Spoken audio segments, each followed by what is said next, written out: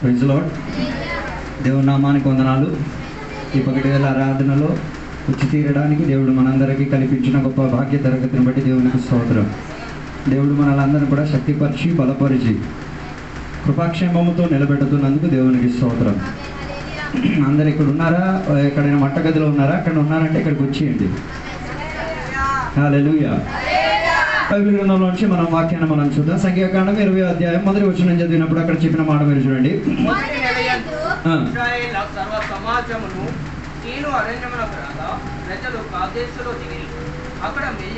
చాలు. అక్కడ చదివిన వాక్య భాగములో 20వ అధ్యాయంలో 2 మరణాలు జరిగినట్టుగా బైబిల్ సూచించిన మొదటి అధ్యాయం మొదటి వచనములో మిరియాము ఒక మరణము, 22వ అధ్యాయం వచనం నుంచి 29వ వచనం వరకు చదివినప్పుడు 2 అహరోను యొక్క మరణం గురించి బైబిల్ ప్రస్తావించేటట్టుగా మనకి కనిపిస్తున్నది.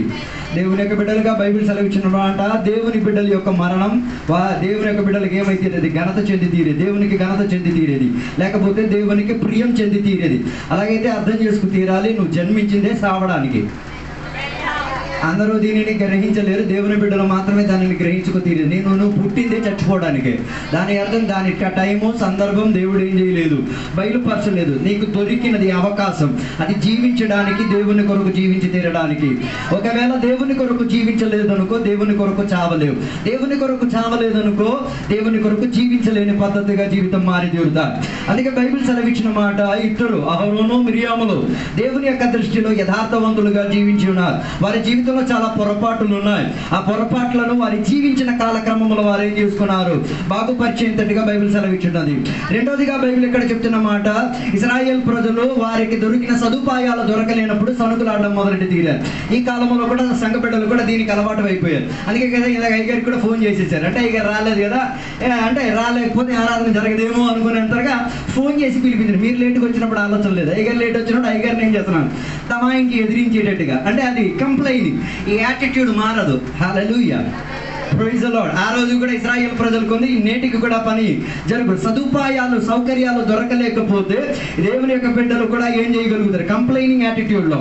మూడోదిగా బైబిల్ చెప్తున్న మాట 6వ అధ్యాయం 13వ వచనాన్ని చదివేటప్పుడు, ప్రజలు నేరం మోపే ఒక పద్ధతిలోకి వెళ్ళినప్పుడు నాయకుడు దేవునికి ధిక్కరించేటట్టుగా మారిపోయినట్టుగా బైబిల్ సెలవిచ్చుచున్నది. అందుకే 6వ అధ్యాయం నుంచి 13వ వచనం వరకు చదివినప్పుడు దేవుడు మోషేతో చెప్తున్న మాట, బండరాయితో ఆజ్ఞాపించమని చెప్పినప్పుడు ఆయన ఏం చేశాడు, ప్రజల యొక్క విసుగుపాటు నాయకులను ఏం చేశారు, దేవుని దగ్గర నుంచి తొలగించేసి తీరారు. ఇప్పుడు కూడా చాలా మంది దేవుని యొక్క బిడ్డలకి తెలియట్లేదు, నా వల్ల ఇతరులకు ప్రభావం కలుగుతున్నది. నువ్వు ఆరాధనకి రాకపోతే అది ఇతరుల మీద ఏమై తీరేది, ప్రభావం పడి తీరేది. నువ్వు దేవునితో సమంగా జీవించలేకపోతే నువ్వు వెళ్ళిన సమాజానికి సంఘానికి అదేమై తీరొచ్చు, ఎదిరించి తీరేంతటిగా ఉన్న భావన వచ్చి తీరొచ్చు. ఆ విషయంలో ఈ కాలంలో ఉన్న సంఘం గురించి చెప్పాల్సిన అవసరం లేదు. తర్వాత 14వ వచనం నుంచి 21వ వచనం వరకు చదివేటప్పుడు మనకి కనబడుతున్న మాట, ఏదోమ్యులు వీరి యొక్క ఇశ్రాయేల్ ప్రజల యొక్క త్రోవను ఏం చేశారు, అడ్డుపరిచి తీరారు. కారణం ఏంటిది, నువ్వు దేవునికి విధేయత చూపించలేనందున, నాయకత్వం పరిచిన వారు దేవుని మాటకు విధేయత చూపించలేన నీకు బుద్ధి చెప్పి తీరడానికి దేవుడు ఏదోమ్యులను లేపి తీరుతారు. ఏదోమ్యులు వారిని ఏం చేశారు, ఇశ్రాయేల్ ప్రజల్ని ఎదిరించుకు తీరారు. అందుకే ఈ సంఖ్యాకాండం 20వ అధ్యాయంలో ప్రజలు ఇశ్రాయేల్ ప్రజలు దేవుని అందు సనుకులాడడానుకున్న మొదటి కారణం, దాన్ని 2వ వచనం నుంచి చదవగలిగేది విశ్వాసం లేకపోవడం. ఈ రోజు కూడా చాలా మంది దేవుని బిడ్డలో ఏం లేదు, చర్చికి వచ్చినప్పుడు చూపించే విశ్వాసమే తప్ప మిగతా రోజులు జీవింపలేని ఏం విశ్వాసం కానట్టుగా జీవించి తీరుతున్నారు. అందుకే పాస్టర్ గారి వ్యతిరేకంగా సనుగులాడేది, సంఘాల వ్యతిరేకంగా సనుగులాడేది, ఆత్మీకుల వ్యతిరేక కారణం ఏంటిది, విశ్వాసం లేదు కాబట్టి. అందుకే ఆదాము హవ్వల గురించి బైబిల్ చెప్తున్న మాట, ఆదాము హవ్వలు చేసిన పాపం ఏంటిది, ఆదాము హవ్వలు చేసిన పాపం ఏంటిది. చాలా మంది అనుకుంటే పండు తినడం పాపం ఏం కాదు. అలాగైతే మనం రోజు పండు తింటున్నాం. హలో, ఆదాము హవ్వలు చేసిన పాపం చెప్పలేదు ఎవరు, వాళ్ళు ఎవరిని విశ్వసించారు, దేవునికి విశ్వసించలేకపోయేసరికి ఎవరిని విశ్వసించడానికి ప్రారంభించి తీరారు. ఇదే ప్రాబ్లం. పాస్టర్ గారిని విశ్వసించలేక మనుషులు చెప్పేది విశ్వసిస్తున్నా, నువ్వు పాపం చేస్తున్నావు అని అర్థం. ఆదాము ఆ రోజుగా పండు తినేసి పాపం చేస్తే నువ్వు పాస్టర్ గారిని వెనక కూడా పాపం చేస్తావు. పాపం చేసిన తర్వాత కూడా కొందరికి ఏం రావట్లేదు, వారి తప్పితం వారికి గుర్తు రావట్లేదు. ఆదామవ్వలు పాపం చేసిన వెంటనే వారికి ఏం గుర్తుకొచ్చి తీరింది? వారికి ఉన్న శారీరక ప్రక్రియ వారికి అర్థమై తీరింది. అప్పటి వరకు వారు ఏమై ఉండేవారు? మహిమతో జీవించిన వారు ఇప్పుడు ఏమై తీరారు? దిగంబరత్వానికి దిగజారిపోయి తీరారు. దాని అర్థం విశ్వాసం లేకపోవడం వల్ల. అందుకే దేవుని యొక్క బిడ్డలారా, విశ్వాసం దేవుని బిడ్డకి అమూల్యమైనది. అది ఘనత చెందేది. అది తాకట్టి పెట్టేసి వ్యాపారం ఆడుకోవడానికి ఉన్నది కాదు. అందుకే బైబిల్ చెప్తున్న మాట, విశ్వాసం లేకపోవడం వల్లనే ప్రజలు ఏమై తీరేది? దారి తప్పిపోతారు. నీకు విశ్వాసం ఉంటే ఆరాధనకు ప్రార్థనిస్తావు, నీకు విశ్వాసం ఉంటే నువ్వు ఉపవాసం చేస్తావు, నీకు విశ్వాసం ఉంటే నువ్వు సువార్త చేస్తావు, నీకు విశ్వాసం ఉంటే దేవుని యొక్క మాటలు ఏం చేస్తావు? లోబడి తీరుతావు. నీకు విశ్వాసం ఉంటే విశ్వాసానికి తగ్గట్టుకున్న క్రియలు కనబడి తీరుతాయి. చాలా మందికి విశ్వాసం ఉంది, ఉట్టి పోగాటే, క్రియలు లేనిది విశ్వాసమే కాదు. బైబిల్ చెప్తున్న మాట, తేజోమయుడైన దేవుడు. అబ్రహాముకున్న వ్యాపారం ఏంటో తెలుసా? మనలాగే బొమ్మలు తయారు చేసుకొని, బొమ్మలు అంటే బొమ్మలు మాత్రం కాదు, రకరకాలుగా ఉన్న షోకేసులు అమ్మేసి ఏం చేశారు? అధిక లాభోదయం చేసుకొని వచ్చేవాడు. హల్లెలూయా. దాని అర్థం, దాని వలన ఆయనకి ఏమొచ్చేది? అధిక లాభయుక్తి వచ్చేది. దేవుడు ఆయనకి ప్రత్యక్షమైతే, నాయన ఈ వ్యాపారం ఆపే, ఇదేం కాదు, దేవునికి యుక్తం చెందేది కాదు. మన బిడ్డలు విశ్వాసులే అంటారు కానీ వడ్డీ వ్యాపారం అనరు, తీసుకుంటారు వదులుకుంటారు. రైతుడు ఇప్పుడు రాదు, మరి ఇప్పుడు విశ్వాసం లేదేమో అనుకుంటారు. బైబిల్ చెప్తున్న మాట, నువ్వు వడ్డీ వ్యాపారం చేస్తే ఒకడికి అవసరం ఉండే చెయ్యాలే తప్ప బలవంతంగా. అందుకే 90% సంఘాలు పడిపోవడానికి కారణం. ఓ లార్డ్, హల్లెలూయా. మీకు సందేహం ఏమనంటే 4 పంచగ్రంథాలు ఇంటికి వెళ్ళి మీరు చదవండి. ఒకవేళ మీరు ఎవరికైనా ఏదైనా వస్తువు తాకట్టి పెట్టేసి డబ్బులు కానీ బియ్యం కానీ ఏమైనా ఇచ్చుంటే, ఆ మనిషికి అర్ధరాత్రి వేళ అది అవసరం వచ్చింది అని నీకు తెలిసే నువ్వు వెళ్ళి ఇచ్చుకోవాలి. ఆడొచ్చేంత వరకు కాయకూడదు. ఉదాహరణకి మీరు ఒక మనిషి దగ్గర నుంచి పార తీసుకున్నారు. ఒరే పార ఇదిగో, పారకు బదులుగా నాకు కాస్త పిడిగిడి బియ్యం ఇవ్వు. మళ్ళీ రేపు పొద్దున ఈ పార ఉంటేనే ఎక్కడికి వెళ్ళగలిగేది పనికి. అది నీకు తెలుసు. ఆడికి అవసరం ఉంటే ఆ పారని ఇంటికాడ ఉండకూడదు. నాతో ఉన్నారో లేదో నాకు తెలియట్లేదు. నేను నమ్మేది ఆ పార విశ్వాసితో మాట్లాడుతుంది. నేను ఎక్కడ ఉండాల్సిన వాడిని కాను, ఇది ఎక్కడికి వెళ్ళి తీరాలి. ఇచ్చిన మనిషి ఆయన చేతిలో ఏం లేదు, వృత్తి లేదు. ఆయన పని చేయబడి తీరాలంటే నీ ఇంటి దగ్గర ఉన్న పార నీతో మాట్లాడుతుంది. అందుకే కదా కొందరు దుకాణాలు పెట్టేస్తారు, కైనీలు అమ్మడం మానరు. హలో, కైనీలు అమ్మడం మానరు. వ్యాపారాలు చేస్తారు, మందుల వ్యాపారం ఆపలేరు. విశ్వాసం ఉన్నవాడు అవిశ్వాసం చెందిన దాన్ని ఏం చేయలేడు, ఉపయోగించలేడు. అర్థం కాలేదు అనుకుంటా. అందుకే చాలా మంది దేవుని బిడ్డలకు విశ్వాసానికి తగ్గట్టుగా ఏం లేదు, క్రియలు కనబడటం లేదు. ఈ పగటి వేళ దేవుని నువ్వు విశ్వాసి అయితే విశ్వాసానికి ఆధారపడి ఉండి తీరాలి. హల్లెలూయా. అందుకే ఈ కాలంలో చాలా మందికి ఏం లేదు, విశ్వాసం లేదు. విశ్వాసం లేకపోతే జరిగాక ఏం చేస్తారు? అన్నిటికీ కంప్లైంట్ చేస్తారు. దేనికి? ప్రతి దానికి. ఏ ఒక్కదాన్ని కూడా ఏం చేయరు, వదలరు. ఆదామవ్వలు చెప్పిన మొదటి కంప్లైంట్ ఏంటిది? దేవుణ్ణి మేము చూడలేము, నీ దగ్గరికి మేమేం చేయలేము. ఆరాధనకి రాలేకపోవడం కూడా ఇదే ప్రాబ్లం అమ్మా. విశ్వాసం లేకపోవడమే, ల్యాక్ ఆఫ్ ఫెయిత్. హలో, అందుకే వారు దేవుని యొక్క శబ్దాన్ని విన్నారు. దానికి అర్థం దేవుని యొక్క తేజోమయుడైన దేవుని యొక్క ప్రత్యక్షత వారికి ఏమైంది? అర్థమైంది. అర్థమై కూడా నిర్లక్ష్యపరిచారు. What a complaint. తెలుసు ఇది ఎవరి శబ్దం? దేవుని శబ్దం. ఎవరు వచ్చున్నారు? దేవుడు వచ్చుచున్నారు. ఎందుకు వస్తున్నారు? సహవాసానికి వస్తాను. తెలిసి కూడా సహవాసం మెట్టకూడదని నేను చెప్పేది విశ్వాసం లేనుడు. అందరినీ ప్యాకేజ్ ఆదివారం కింద పడేసాం. తర్వాత గొప్ప విశ్వాసం ఆపండి పద్ధతి.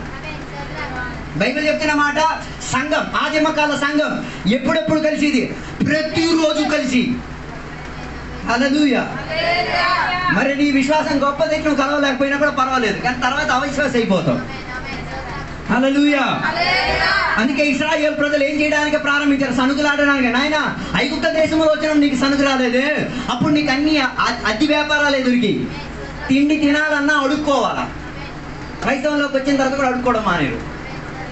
My lord. అందుకే అపోస్తలుల క్రియ 3వ అధ్యాయం స్పష్టంగా చెప్తున్నది, సుందరమైన దేవాలయం గుమ్మం కాడ ఒకడు కూర్చొని ఉన్నాడు. వాడి వ్యాపారం ఏంటిది? మరి నువ్వు కూడా వడ్డీ వ్యాపారం అడుక్కోవడమే. నేను అలాగే నమ్మే.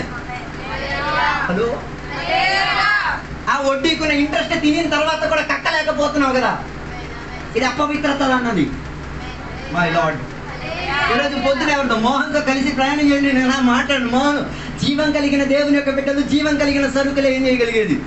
అమ్మగలిగేది. ఈ కాలంలో దేవుని యొక్క బిడ్డలు జీవం కలిగిన దేవుని సేవించేది, జీవం లేని సరుకులను ఏం చేస్తున్నారు? ఒక విశ్వాసి గురించి నేను చెప్పాను, ఆయన 1000 రూపాయలకు ఒక బొమ్మ కొన్ని 10,000 అమ్ముతున్నాడు. ఆదివారం వచ్చి ఏం చెప్తున్నాడు? జీవము గల దేవుడు మనకున్నాడు. మరి సోమవారం నుంచి శనివారం ఎవడు దేవుడిని ఎత్తుకొని తిరుగుతున్నావు? పాడకూడదు, తిరిగి పాడాలి. జీవము లేని దేవుణ్ణి నేను సేవిస్తున్నాను, ఆదివారం మాత్రం నేను వచ్చి నటించేస్తున్నాను. పాట మార్చేయండి, పర్లేదు, దేవుడైన కన్ను చూపిస్తాడు. Hello, praise God. అందుకే ప్రజలు ఇప్పుడు కూడా విశ్వాసం చెందేది పలుకుతున్నారు కానీ క్రియలలో ఏం లేదు, విశ్వాసం. అందుకే దానియేలు గురించి బైబిల్ చెప్పిన మాట, వారు నివసించిన దేశాల్లో వారికి ప్రార్థనకు తాకీదు వచ్చేసింది. మై లార్డ్, ఇశ్రాయేలు ప్రజలకున్న సిద్ధాంతం రోజుకి 8 మారు. అందరికి తెలిసిన చరిత్రే. ఇఫ్ ఇట్ ఈస్ 2 o'clock, అది ఇప్పుడు ఒక మధ్యాహ్నం వేళ అయితే వాళ్ళు ప్రార్థన ఖచ్చితంగా చేసి ఉంటారు. సూర్యుడు ఉదయించినప్పుడు వారి ప్రార్థన, సూర్యుడు నుదుటి మీదకి వచ్చేసరికి రెండో ప్రార్థన, సూర్యుడు అస్తమించేసరికి వారి ప్రార్థన. ఇది అక్కడ ఉన్న వాళ్ళందరికీ తెలిసిన వ్యవస్థ. మనకు ఆదివారం ప్రార్థన ఉన్నది కూడా ఊరలు తిరగట్లేదు. మనమే 9-10:30 వెళ్తే ఇంకేంటి? మేము ఈరోజు లేట్గా బయలుదేరడం, మా ఇంటికి ఎక్కాను. ఏంటండి ఈరోజు లేట్ అయిపోయినా? అర్థమైందండి, చుట్టాలు వచ్చారంటే అన్నీ లేట్ అయిపోతాయి. హల్లెలూయా. ఎలా అర్థమైంది? వాళ్ళకి తెలుసు ఈ మనిషి విశ్వాసం కొరకు ప్రయత్నం చేసేవాడే, కానీ సమయం ఆలస్యమైన దానికి దేనికో ఏ విశ్వాసం కొరకు జీవిస్తున్నాడు దాని కొరకు పోరాడి తీరుతున్నాడు. అందుకే ప్రార్థన ఆపేయమని రాజు ఆర్డర్ వచ్చింది. రాజు చెప్పిన మాట, నేను తప్ప, నన్ను తప్ప, నా విగ్రహానికి తప్ప, నా ఫోటోలకి తప్ప ఎవడు ఏ దేవుణ్ణి కూడా ఏ చేయకూడదు. మై లార్డ్, బైబిల్ చెప్పిన మాట, అక్కడ 100 మంది ఇశ్రాయేలులు ఉన్నా కొందరు మాత్రమే. దాని అర్థం అందరూ లొంగరు. కొందరు కూడా విశ్వాసం కోసం ఏం చేసేవారు ఉన్నారు? విలువిచ్చేవారు ఉన్నారు. హల్లెలూయా. విశ్వాసం కొరకు జీవించిన వాడు ప్రార్థన ఆపలేడు. మరి ప్రార్థన ఆపేశావంటే నీ విశ్వాసం ఎప్పుడో మృతత్వం అయిపోయింది, చచ్చింది. ఉత్తుత్తునే నటిస్తున్నాం. హల్లెలూయా. Praise the lord. అందుకే కదా రోమి అపోస్తల క్రియలు మనం చదవగలిగి తీరితే ఆ కాల తరగతిలో సువార్త కూడా చెప్పలేదు. హలో, వీధిలో నిలబడి ఏం చేయలేరు. మంది కూడా అంతే కాన్సెప్ట్. వెళ్ళి నిలబడి చేయండి. రేపు మీ ఫోటో ఎక్కడ ఉంటుంది? న్యూస్ పేపర్లో ఉంటుంది, టీవీలో ఉంటుంది. అది చేయలేక కదా మన వాళ్ళు వెళ్ళట్లేదు. బైబిల్ చెప్తున్న సువార్త చెప్పని వాడికి అయ్యో కష్టం వచ్చినా పర్లేదు కానీ సువార్త మాత్రం చేయడు. Praise the lord. హల్లెలూయా. నీకు ఉచితంగా ఫ్రిడ్జ్ దొరికింది, ఇంకొకరికి ఉచితంగా ఫ్రిడ్జ్ దొరకాల్సిన అవకాశాన్ని కూడా నీ విశ్వాసం లేని తత్వం చంపేసింది. నీకు రక్షకుడు దొరికాడు, నీకు పాపం నుంచి విడుదల దొరికింది, నీకు శాపం నుంచి ఏమైతే విడుదల దొరికి తీరింది. ఇంకొకరికి దొరికి తీరడానికి నువ్వు వాడికక్కడ మారలేకపోతే నీ విశ్వాసం ఎక్కడ? దాని అర్థం నేను సువార్తకి వెళ్ళకపోయినా పర్లేదు, ఆడు నశించిపోయినా నాకేం ప్రాబ్లం లేదు. ఆడి రక్తం నీ మీద కేకలేస్తుంది. మీరు అనుకుంటున్నారు నరకానికి వెళ్తే ప్రాబ్లం ఏట్లేదు అనుకుంటున్నావు కదా. నరకానికి వెళ్తే నిన్ను జీవితాంతం వాడు అమ్మకి పేరు పెట్టి తిరుగుతాడు. నేను ఎందుకు తెలుసా? బతుకున్న నాలో ఒక్క రోజు వచ్చి నాకు సువార్త చెప్పలేదు, బతుకున్న నాలో ఒక్క రోజు వచ్చి విశ్వాసం గురించి చెప్పలేదు, బతుకున్న నాలో ఒక్క రోజు దేవుని గురించి నాకేం చేయలేదు. ఎక్కడ మనం కొట్టి ఆరాధన చేసేస్తాం. ఆయన అతి తలుచుకు రావాలి. ఒక సహోదరుడు ఇంకొక సహోదరుని హత్య చేసేసరికి ఆయన రక్తం అంత కేకలేస్తున్నాయి అంటే నువ్వు ఈరోజు సుఖంగా జీవిస్తున్నావు కదా. నీ విశ్వాసం ఇతరులకు ఇవ్వలేకుండా వాడి రక్తం వంశావళి క్రమంగా కేకలేస్తున్నాయి. అది విన్నాదే కాబట్టే కదా ఊరు విడిచి ఎక్కడికి వచ్చి స్వార్థ చేసేది. Praise the lord. దానివల్ల కొందరైన విశ్వాసానికి ఏమై తీరారు? ఆ జత కలగగలిగి తీరారు. అందుకే నేను చెప్పి రావడానికి నా ఉద్దేశం ఇదే. విశ్వాసం లేకపోతే నువ్వు సనుగులాడుతావు, విశ్వాసం లేకపోతే నువ్వు కంప్లైంట్ చెప్తావు, విశ్వాసం లేకపోతే నువ్వేం చెప్తావు? విశ్వాసంతో ఉన్నవారి విశ్వాసాన్ని ప్రైజ్ గాడ్. Hallelujah, hallelujah. అందుకే అబ్రహాము గురించి చెప్పేమాట, విశ్వాసానికి ఫాదర్. మరి నువ్వు విశ్వాసానికి ఫాదర్ అని చెప్పడానికి కారణం ఏంటిది? ఆయన దగ్గరికి వెళ్తే ఏదో ఒకటి దొరుకుతుంది నీకు విశ్వాసానికి చెందేది. ఆయనకి వెళ్ళి అడిగితే ఏమన్నా ఆయన యేసయ్య నమ్ముకునేటప్పుడు ఎందుకు కుటుంబ గౌరవాలని విడిచిపెట్టావు? విశ్వాసం. మనం పేరుకి విశ్వాసమే, ఆదివారం భోజనాలు రావాలా, ఈ విశ్వాసం ఆడ కనిపిస్తాడు. కారణం ఏం చేయలేదు, విశ్వాసాన్ని ఏం చేయలేకపోతున్నావు, ఉపయోగించలేకపోతున్నావు. ఆరాధన ఎగ్గొట్టేసి తినేసిన ప్రాబ్లం లేదు. ఓ లార్డ్ మై గాడ్, హల్లెలూయా. ఎప్పుడు ప్రజలు సనుకులాడేది? వారి అవసరాలు తీరలేనప్పుడు. అందుకే కదా నీ రోగాలు బాగోలేదు అనుకో, నీ కుటుంబ పరిస్థితికి దేవుడు జవాబు ఇవ్వలేదు అనుకో, నీతో దేవుడు మాట్లాడలేదు అనుకో, నీ యాటిట్యూడ్ ఎలా ఉంది? ఓ లార్డ్, ఇందుకేనా నేను దేవుడిని సేవించింది, ఇందుకేనా నేను దేవుని కోసం ఇంత ప్రయాసపడింది, ఇందుకేనా నేను 40 ఎవడైనా నీకు చెప్పాడా? ఇంతకే ఎలాగ అయిపోతున్నాం, ఆస్తి రాసి ఇచ్చుంటే ఇంకేం చేస్తున్నాం? నాకు తెలిసిన చరిత్రలు ఉన్నాయి. సంఘం కొరకు 5 ఎకరాల పొలం రాసి ఇచ్చేసాడు. ఇచ్చేసిన తర్వాత దేవుడు ఆయనకి కీడు చేశాడని చెప్పేసి ఏ పొలం చర్చి కోసం ఇచ్చేసాడు, అక్కడ చర్చి కట్టేశారు. 30-40 లక్షల రూపాయలు ఖర్చు పెట్టి చర్చి కట్టేసి మిగతా మొత్తం మీటింగ్ కోసం ఇచ్చారు. ఆ మనిషి తిరిగి వచ్చాడు, నా హాజా నాకు. హలో, హల్లెలూయా. అందుకే నేను చెప్పేది, కొందరు దగ్గర తీసుకోకూడదు. తీసుకుంటే తర్వాత దెయ్యంలాగా చెక్కుతాడు. నేను ఇచ్చింది, నువ్వు ఇచ్చినప్పుడున్న విశ్వాసం దేవుడితో మాట్లాడలేనప్పుడు కూడా ఉండాలి. దాని అర్థం ప్రతి సందర్భంలో దేవుడు మాట్లాడతారా? హలో, కొన్ని సందర్భాల్లో దేవుడు కూడా ఏం చేస్తాడు, మౌనం పాటిస్తాడు. అప్పుడే నీ విశ్వాసం ఎంతవరకు ఉన్నదో అని తెలిసేది. కొన్ని సందర్భాల్లో దేవుని యొక్క పద ప్రయోగం తీవ్రంగా ఉంటుంది. అదే కదా బైబిల్ చెప్తుంది, ఒక అమ్మ తన కూతురి స్వస్థత కోసం యేసయ్య దగ్గరికి వచ్చినప్పుడు ఎంత హీనంగా యేసయ్య మాట్లాడారు. పిల్లలకి ఇవ్వడానికి నా దగ్గర రొట్టె ఉంది, కానీ కుక్కలకి ఇవ్వడానికి. పాస్టర్ గారు 2 తిట్లు తిట్టితే మరి కనబడతావో లేదు అంటే నీ విశ్వాసం ఆ తిట్లను ఏం చేయలేకపోతున్నాయి, తట్టుకో. Oh my God. అదే నువ్వు పని చేసినోడు 8 సంవత్సరాలు ఆడితే పని చేసి జీతం ఇవ్వకుండా తిట్టేటోడు నడుచుతారు. హలో, స్కూల్లో టీచర్ తిట్టేస్తే తట్టుకోలేకపోతున్నాను. అమ్మకి పిలిచి నాన్న పిలిచి నన్ను తిట్టేస్తున్నాడు, నువ్వు ఇంటికాడ తిట్టట్లేదు అంటే ఆడి తిడతాడు. పాస్టర్ గారు నిన్ను ఇక్కడ తిట్టి బాబుకి వచ్చారు అనుకో, ఊరు నిన్ను తిట్టించుకోవాల్సిన పరిస్థితి రాదు. మంచి అమ్మ నాన్న ఇంటికాడ పిల్లల్ని గౌరవంగా తిట్టుకొని కొట్టుకొని నేను పరిపాలించుకొని తీసుకొస్తే ఊరోళ్ళు వాడిని కొట్టి ఏం చేయక్కర్లేదు. మన సంఘంలో జరిగినదే. పాస్టర్ గారు ఎంత కొట్టినాడు బాగోడు, ఊరోళ్ళు చెరగ బాధే తలకాయ బద్దలు కొడేది. గుర్తొచ్చేసింది. నేను అనుకున్నా 10 ఎక్స్ట్రా కూడా దొరికితే బాగుందేమో. కారణం ఏంటిది? పాస్టర్ గారు చెప్పింది ఏమి ఆయనకేం చేయట్లే. తలకాయ బద్దలు కొట్టేసరికి దేవుడా, ఏ దేవుడో. హల్లెలూయా. అందుకే ఈ కాలం విశ్వాసానికి ఏమై తీరుతున్నది? భ్రష్టత్వం కింద మారిపోయి తీరుతున్నది. నీకు ఈ లోకం అనుకూలం కాదు. దానికి గత 2 వారాలు ప్రవీణ్ పగడాల గురించి చదవండి, వినండి. ఇప్పుడు కూడా మన వాళ్ళకి బుద్ధి రాలేదు. ఏం బుద్ధి రాలేదు? ఒక్క రాత్రిలో కేసులు మార్చవచ్చు.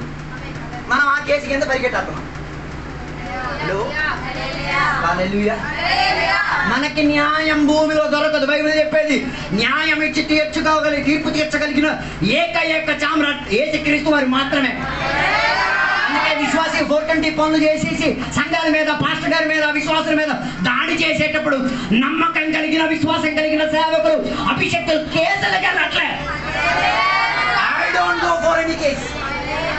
నా మీద మీరు ఎన్ని అత్యాచారాలు చేసినా నేను కేసు ఇవ్వడానికి నేనే. Because I have my own law system. నాకు ఒక వ్యవస్థితి ఉంది, నాకు ఒక న్యాయ అధ్యక్షుడు ఉన్నాడు, నాకు ఒక అడ్వకేట్ ఉన్నాడు. ఈ లోకంలో ఉన్న వ్యవస్థ. ఇప్పుడు కూడా మా నాన్నకున్న పొలాలు అప్పుడొకప్పుడు గొడవలు ఉండి మేము వెళ్ళలే. ఎక్కడికి? స్టేషన్కి వెళ్ళి ఎవడు పరువు మానహాని చేస్తావు? ఇద్దరు ఒక తండ్రికి పుట్టినోలే. నువ్వు ఆడి మీద వేసి నీ ఫ్యామిలీ గురించి చరిత్ర సృష్టింపబడతాయి. తర్వాత వచ్చి ఎలా హల్లెలూయా స్తుతి మహిమ చెప్పగలదు నాకు అర్థం కావట్లేదు. హలో, విశ్వాసం ఇట్స్ పెయిన్ఫుల్, అది వేదన జనకమైనదే. ఓ లార్డ్, ఒక సంఘంలో జరిగిన విషయం, కొత్తగా ఒక పరిచయం ఒక ప్రాంతంలో ప్రారంభింపబడి కొంతమంది అక్కడికి ప్రార్థనకు రావడం మొదలెట్టేసరికి ఊర్లో ఉన్న వాళ్ళు కొందరికి ఏమొచ్చింది, పిచ్చెక్కింది. బల్లారాధన అన్ని టేబుల్ మీద సెట్ అయి ఉన్నాయి. వీళ్ళు లోనకు దూరం వచ్చేసి ఆ బల్లారాధన అన్ని తొక్కి పడేసి బైబిల్ అన్ని ఇసిరేసి పాస్టర్ గారిని సిద్ధంగా పాడేశారు. పోలీసు వాడు వచ్చి మాట్లాడాడు, అయ్యా ఏమైనా కేసులు ఉన్నాయా? No case sir. ఎవరు చేశారో తెలుసా? నా కేసు వేరే అండి, నేను అక్కడ ఇచ్చాను, ఇక్కడ ఈ కేసు నేను ఏం చేయలేదు. ఆ పోలీసు వాడు వెనక్కి తిరిగి అడిగాడు. విశ్వాసం కొరకు ఎలాగ ఖర్చు ఇవ్వాలి, అప్పుడు సానుకూలాడాల్సిన పరిస్థితి రాదు. ఓ లార్డ్, అందుకే కొన్ని కేసులు ఎక్కడ ఇచ్చేసి సెటిల్ చేయలేకపోతున్నాం. మై లార్డ్, వేరే విశ్వాసియే. అందుకే బైబిల్ చెప్తున్న అపోస్తల క్రియలు చదవగలిగితే వారు యేసయ్యను గురించి ఏం చేయలేకపోయేవారు, ప్రకటింపలేకపోయారు, వారు సమాజంగా కూడలేకపోయారు. అంత చిత్రహింసలు ఉన్నా వారి విశ్వాసం వారు ఏం చేయలేరు, విడిచిపెట్టి తీరలేదు. విశ్వాసం ఉన్నవాడి జీవితంలో నీళ్లు లేని తనం వస్తాయి. విశ్వాసం లేని వారి జీవితంలో పరిస్థితులు తారుమారుగా ఉంటాయి. విశ్వాసం ఉన్నవారి జీవితంలో అంత అరణ్యముగా ఉండితే వాడు సణుకులాడు విశ్వాసముతో చూడగలిగి తీరుతారు. అందుకే ఈ కాలంలో దేవుని యొక్క బిడ్డల యొక్క నేత్రం విశ్వాసములో చచ్చండి. ఈ పగటి వేళ అది పునర్జీవం పొంది తీరాలి. హల్లెలూయా, హల్లెలూయా. ఈ పిల్లల వివాహం గురించి అవిశ్వాసం చెందుతున్నాం. విశ్వాసం చెందుకో. వాళ్ళు 90 సంవత్సరాలైనా పెళ్లి చేస్తారు, వివాహం చేస్తారు, పిల్లలు కంటారు. చరిత్ర ఉంది. 90 సంవత్సరాలకి పిల్లలు కన్నా ఇది నమ్మేసుకొని 23కి పాప పెళ్లి కాలేదని చెప్పి ఏదో ఒక గాడిద చేతికి ఇచ్చి తర్వాత వచ్చి అయ్యగారు చెప్పారు,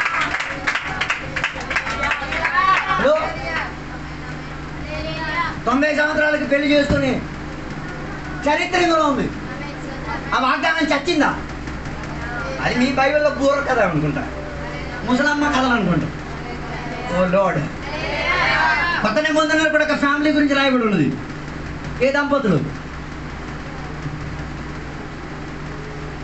ఓ లార్డ్, బైబిల్ పండితులకే వాక్యం చెప్పు. బాప్తిసం ఇచ్చిన యోహాను వారి తల్లిదండ్రులు కూడా ఏమి ముసలితనంలో ఏం చేసింది? ఊరు సిద్ధాంతం, లోక సిద్ధాంతం. 8 అయితే 8 కాదు కదా, మన దానికి ఇంకో సిస్టమ్ ఉంది కదా, 7. ఆ పదాలు కూడా వాళ్ళే బాధనండి. ఆడది మెచ్యూరిటీ చాలు, ఎవడో తలకై నెత్తినెత్తిడది. సంఘం దానికి అడాప్ట్ చేసింది. సిగ్గనిపించట్లే నీ పాప పుష్పవత అయిన ఊరోళ్ళు తెలియదు, నీకు తెలియడానికి. అది లోకం ట్రెండ్, అవిశ్వాసాలకు ట్రెండ్. అది విశ్వాసి దాన్ని నేను చేయలేదు. అందుకే 7, 8 అయిపోతాయి చాలు, వెంటనే ఈ పసిపిల్లలకి అంటకట్టేస్తారు. వాడిని తొడగొట్టినోడు ఆడే నిన్ను.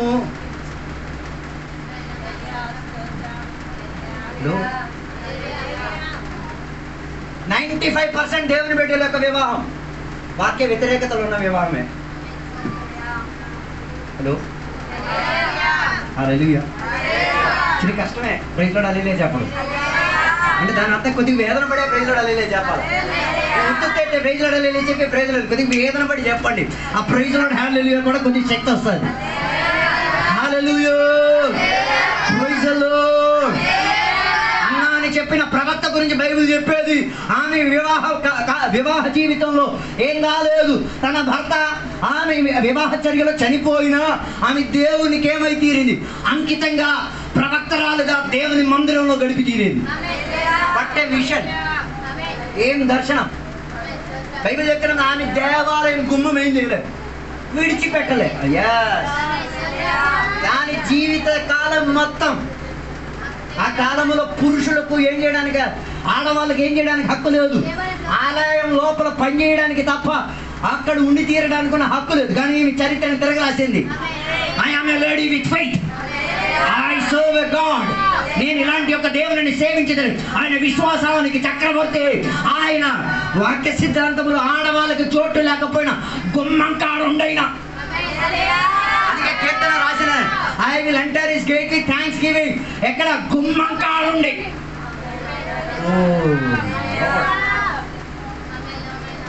గుమ్మం కాడుండి నేనేం చేస్తా? చరిత్రను తిరగరాస్తా. అందుకే గుమ్మం కాడ కూర్చొని ఎవరిని? రక్షణకుడిని కన్నారా చూడగలిగి తీరింది, చేతులారా ఎత్తుకోగలిగి తీరింది. It's a matter of faith. Hallelujah, hallelujah. అన్ని సంవత్సరాలు ఎలాగ బతికిందని ఒక్క కంప్లైంట్ చెప్పలే. ఏమని? దౌర్భాగ్యం, పెళ్ళి పిల్లలు పుట్టలేదు, మా నాయన నా మీద శాపం చుల్లినాడు. ఏం చెప్పలేదు, ఒకటే, ఏం జరిగినా పర్వాలేదు, నా రక్షకుని నేను కళ్ళారా చూస్తా, నా రక్షకుని నేను చేతులారా. దాని కొరకు వివాహ నిషేధనకు కూడా నేను రెడీ. Praise the lord. అప్పుడు బైబిల్ సిస్టంలో లేదు. ఎప్పుడు ఏ వయసులో పెళ్లి చేయాలన్న సిస్టమ్ బైబిల్ చెప్పట్లేదు. మనం 99% మంది దేవుని బిడ్డ ఆఫ్ టైంలో పెళ్లి చేసుకున్న వాళ్ళే. ఆఫ్ టైం అంటే నో, దేవుని యొక్క చిత్తానికి వ్యతిరేకంగా సమయం కాకముందు పెళ్లి చేసుకున్న వాళ్ళే. మరి వాళ్ళకి బైబిల్ చెప్పే పేరు మీరే పిలుచుకోండి, నాకు సంబంధం లేదు. That's not my business. Hallelujah, hallelujah. నీ పిల్లలకున్న వివాహం డిసైడ్ చేయాల్సింది త్రియేక దేవుడు. Oh lord, praise god, hallelujah, hallelujah. అందుకే సనుకులాడడం ఆపండి, విశ్వాసముతో బలపడి తీరండి. పరిస్థితి అన్నీ నీకు వ్యతిరేకంగా ఉంటాయి, దానిని అనుకూలం చేయడానికి ప్రయత్నం చేయమాక. ఎస్, నీకు బైబిల్ వీధిలో కూర్చొని చదవడానికి అనుమతి ఎవరు? దాని అక్కడ చదవకపోయినా గది లోపల కూర్చొని చదువు. ఏం మరీ కావద్దు, కొన్ని రోజులు పోతే ఇది కూడా నిషేధించేస్తారు. ఏది? నేను నిన్న మొన్న న్యూస్లో చూశాను, యూకేలో ఏం చేయలేరు, ఒకడికి బైబిల్ కూడా గిఫ్ట్గా ఇవ్వలేరు, ఇస్తే 2 సంవత్సరాలట. అలా మన సంఘస్థలకి ఇద్దరు ఇంకా హ్యాపీ, అమ్మో 2000 ఖర్చెట్టక్కర్లే. ఓ లార్డ్, హల్లెలూయా. అప్పుడు ఒక పాస్టర్ గారు అండి, ఓ చదివితే ఓకే నేను ఇస్తా గిఫ్ట్కి, ఇది ఇచ్చి నువ్వు నన్ను పోషించాలా. అర్థం కాలేదు. ఎవరు వ్యవస్థ తెచ్చారో వాడు నన్ను పోషించాలా. హల్లెలూయా. ఓసికి తిన్నమంటే ఇదే తినడం. మనకి జైలు చూస్తేనే భయం. హల్లెలూయా, ప్రైజ్ గాడ్. వ్యవస్థ మనకు అనుకూలంగా ఉండదు. మన బైబిల్ చెప్తున్నమాట, పురుషులు స్త్రీతో ఏం చేయాలి? వివాహం చేయాలి. నీ కాళ్ళ ముందే ఆడవాళ్ళు వివాహం చేసి కాపురం చేస్తావు, నువ్వేం చేస్తున్నావు? అది జీవించడం నువ్వు చూస్తున్నావు. ఆ పాపికి ఈ పాపికి పెద్ద తేడా ఏం లేదు. హలో, బాప్తిసం ఇచ్చిన యోహాను ఏం వాక్య పరిచయం చేశాడు? ఊర్లో ఉన్న నాయకుడు నువ్వు, ఊర్లో ఉన్న రాజువి నువ్వు మీ అన్నయ్య భార్యని తీసుకొని వచ్చి కాపురం చేస్తా. ఇది ధర్మానికి యుక్తమా? ఒక్క వాక్య పరిచయే. మారుమందు పొందు. ఓ లార్డ్, హల్లెలూయా. నేను మారు మనసు గురించి వాక్యం చెప్తున్నందుకు ఫేస్బుక్లో మొత్తం తిట్లే. వెళ్తున్నాం, ప్రాబ్లం పెట్టలేదు. తిట్లే కాదు, ఉన్నది ఉన్నవా. నేను ఆ పని చేయట్లేదు, అందుకే నేను దానికి వ్యతిరేకంగా ఉండి మారు మనసు గురించి చెప్పేది. హల్లెలూయా. మనసు మార్చుకోండి. ఎప్పుడు రక్షణ పొందినప్పుడు మారడం కాదు, నేడు ఇప్పుడు ఏం చేయాలి? కొన్ని సిద్ధాంతముల నుంచి మారు మనసు పొందుకో.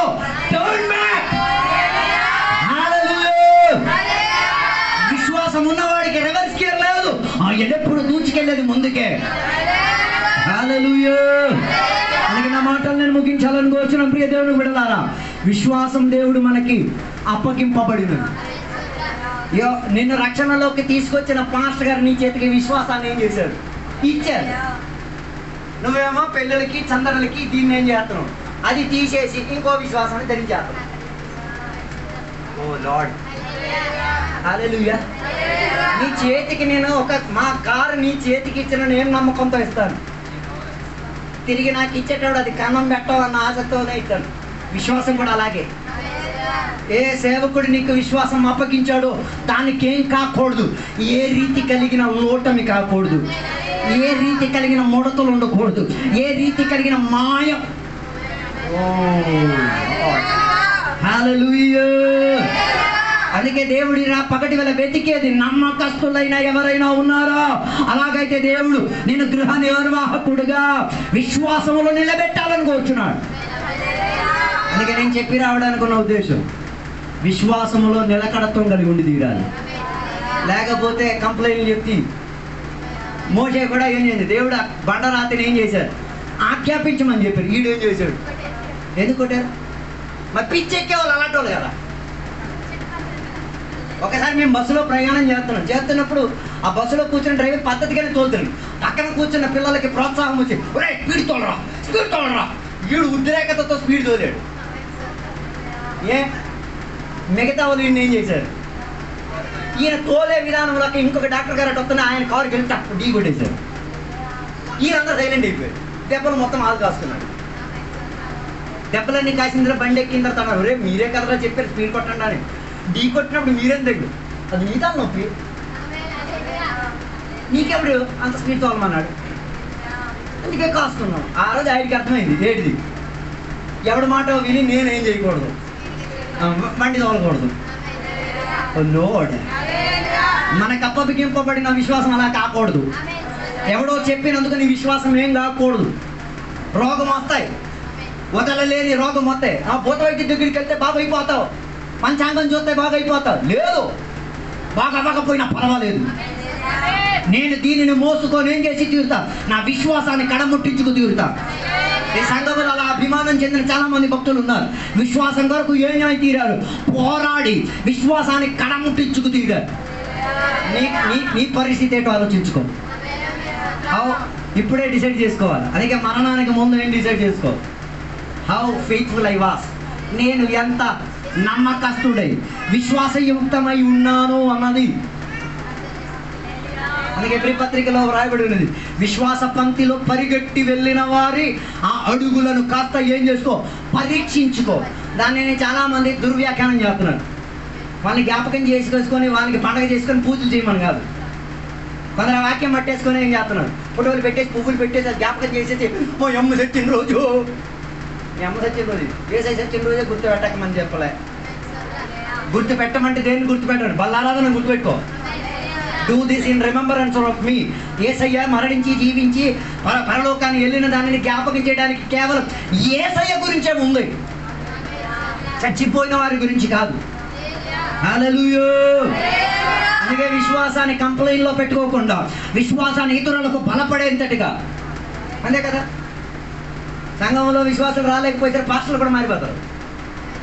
ఏం చేస్తారు, వాక్య పరిచయం చేసే లిబరాలిటీ తగ్గించేస్తారు.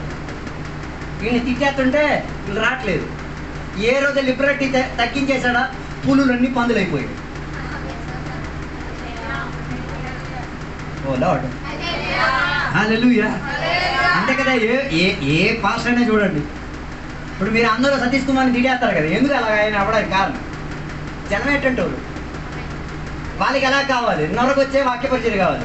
ఆయన అనుకున్నాడు, నీకు నరగొచ్చే వాక్య పరిచయం, నేను వ్యాపారం చేయడంలో తప్పే ఉంది. నేను ఆయన తిట్టను, మంచివాడు ఆయన, న్యాయంగా ఆయన చేస్తున్నాడు.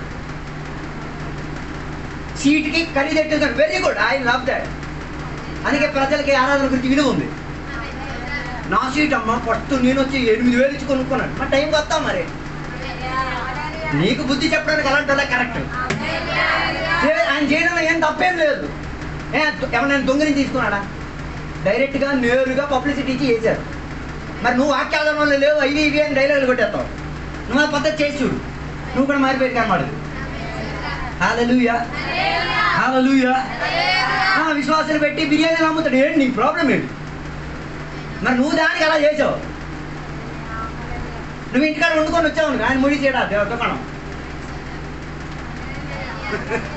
నువ్వు ఇంటికాడ బిర్యానీ వండుకొని వచ్చావు అనుకో, నీలాగే అందరూ వండుకొని వచ్చారు అనుకో, అది వ్యాపారం షట్ డౌన్ అవదా? మనం అలాగే అలా చెయ్యొచ్చా, పక్కన వ్యతిరేకత కదా. మరి నువ్వు ఇంటికాడ ఎందుకు తినట్లేదు? Hello, hallelujah, hallelujah. అందుకే నా మాటలు నేను ముగించాలని కోరుతున్నాను. Get back to faith. విశ్వాసంలోకి రండి. నేను పిలిచేటప్పుడు దేవుడు విశ్వాసాన్ని బట్టే పిలిచారుగా. ఇశ్రాయేల్ ప్రజల్ని కనాను దేశంలో తీసుకెళ్తానని చెప్పినప్పుడు దేవుడు నీ విశ్వాసాన్ని చూచాడు. వారిని ఎర్ర సముద్రం మధ్యలో నుంచి నడిపించు, అది అసంభవం. కానీ వారి కొరకు దేవుడు ఏం చేశారు? నీళ్ళని గోడగా నిలబెట్టారు. ఇప్పుడు దేవుడు నిలబెట్టలేడా?